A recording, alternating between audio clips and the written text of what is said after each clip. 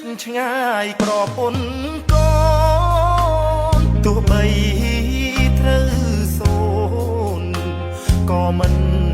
បកក្រោយបូជា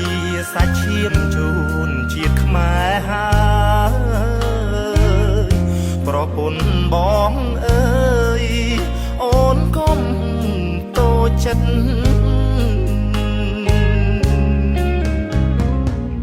មកខាងជាគ្រួសារមកខាងកិច្ចការជា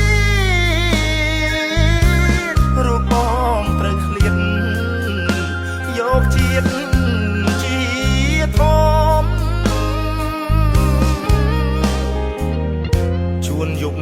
អាត្រៀត